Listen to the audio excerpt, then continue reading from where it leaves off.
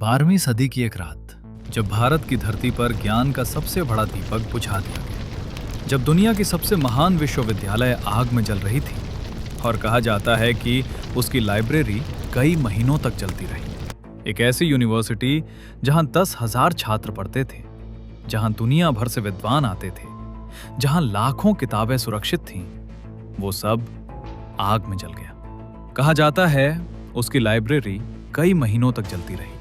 आज हम एआई की मदद से देखेंगे नालंदा विश्वविद्यालय का आखिरी दिन। 5वीं शताब्दी, गुप्त साम्राज्य का समय। बिहार की धरती पर एक ऐसा शिक्षा केंद्र स्थापित हुआ जिसने आने वाले 700 साल तक पूरी दुनिया को प्रभावित किया। इसका नाम था नालंदा। ये कोई साधारण गुरुकुल नहीं था, ये दुनिया की पहली आवासीय विश्वविद्यालयों में से एक थी।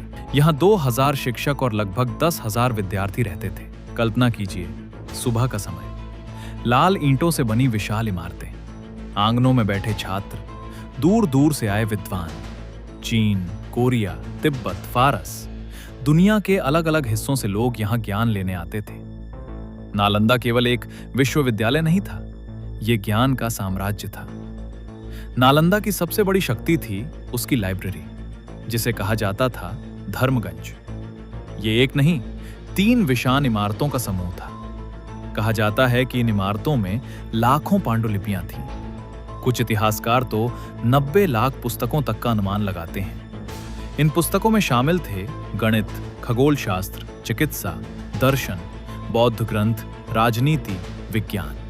कल्पना करो, ताड़पत्रों पर लिखे ग्रंथ, दियों की रोशनी में पढ़ते विद्यार्थी, शांति, अनुशासन, ज्ञान। नालंदा उस समय की दुनिया का सिलिकॉन वैली ऑफ नॉलेज था। लेकिन इतिहास हमेशा स्थिर नहीं रहता। 12वीं शताब्दी में भारत के उत्तरी हिस्सों में राजनीतिक अस्थिरता बढ़ रही थी, नई ताकतें उभर रही थीं। इसी समय इतिहास के पन्नों में एक नाम दर्ज होता है, मोहम्मद बख्तियार खिलजी, एक सैन्य कमांडर। 1193 ईस्वी उसकी सेना बिहार की ओर बढ़ती है। नालंदा उसके रास्ते में था। बख्तियार खिलजी एक तुर्की आक्रमणकारी, जिसका लक्ष्य था सत्ता, विस्तार और नियंत्रण।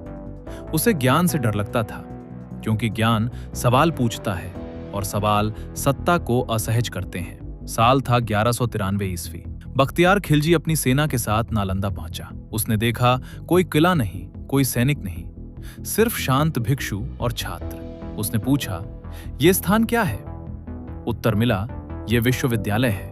उस क्षण आदेश दिया गया, सब कुछ जला दो। कल्पना करो, रात का समय, विश्वविद्यालय शांत है, कुछ छात्र पढ़ रहे हैं, कुछ साधु ध्यान में हैं। अचानक दूर से घोड़ों की आवाज आती है, सैनिकों की परछाइयां दिखाई देती है और फिर इससे पहले कोई कुछ समझ पाए, दरवाजे तोड़े जाते हैं, विद्यार्थी भागते हैं, आचार्य छिपने की कोशिश करते हैं। ज्ञान का मंदिर युद्ध भूमि बन जाता है। तलवारें जली, भिक्षुओं की हत्या हुई, छात्र मारे गए और फिर आग लगा दी गई। हजारों किताबें एक एक करके लपटों में बदल गईं। ज्ञान के पन्ने हवा में उड़ रहे हैं, इतिहास राख बन रहा है। जो ज्ञान सदियों में इकट्ठा हुआ था, वो कुछ दिनों में राख बन गया। इतिहासकारों के अनुसार नालंदा की लाइब्रेरी इतनी विशाल थी कि आग 3 महीने तक जलती रही। 3 महीने दिन और रात ज्ञान जलता रहा और दुनिया खामोश रही। शायद उस आग में वो ग्रंथ भी थे जो आज मानवता को नई दिशा दे सकते थे। कुछ दिनों बाद वो जगह जो कभी ज्ञान का केंद्र थी, वो खंडहर बन चुकी थी। दीवारें काली, आंगन खाली, लाइब्रेरी राख बन चुकी थी। 10,000 छात्रों की आवाजें हमेशा के लिए शांत हो गई। सदियों तक वो खंडहर वहीं पड़े रहे, जैसे इतिहास खुद शोक मना रहा हो। नालंदा के जलने का पहला कारण सत्ता का भय। शिक्षा सोचने की शक्ति देती है और सोचने वाले लोग गुलाम नहीं रहते। दूसरा कारण धार्मिक असहिष्णुता।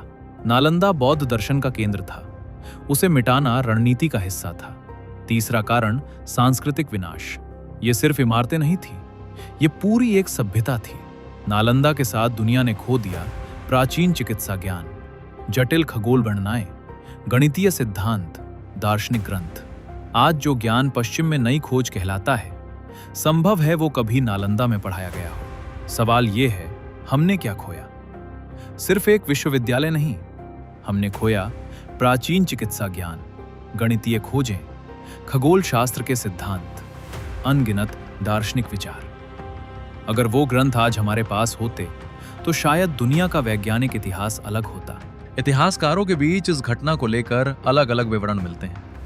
कुछ स्रोत इसे बड़े पैमाने पर विनाश बताते हैं, कुछ इतिहासकार मानते हैं कि विनाश क्रमिक था। लेकिन एक बात तय है, 12वीं शताब्दी के बाद नालंदा कभी फिर से अपने पुराने वैभव में नहीं लौट सका। ब्रिटिश पुरातत्वविदों ने बिहार में खुदाई शुरू की। लाल ईंटों के खंडहर मिले, वही स्थान जहां कभी नालंदा खड़ा था। आज वो जगह यूनेस्को वर्ल्ड हेरिटेज साइट है, पर जो खो गया वो कभी वापस नहीं आया। इतिहास हमें सिर्फ घटनाएं नहीं सिखाता, वो हमें चेतावनी देता है। नालंदा की आग सिर्फ इमारतों को नहीं जलाई, उसने ज्ञान को जलाया, और जब ज्ञान जलता है तो सभ्यता अंधेरे में चली जाती है। आज जब हम जानकारी के युग में जी रहे हैं, क्या हम ज्ञान की कद्र करते हैं, या हम भी अपने समय की नालंदा को अनदेखा कर रहे हैं? ये थी नालंदा विश्वविद्यालय की आखिरी रात। अगर आपको ऐसी और ऐतिहासिक सच्चाइयां देखनी हैं, तो चैनल को सब्सक्राइब करें, क्योंकि इतिहास सिर्फ अतीत नहीं, भविष्य की चेतावनी भी है।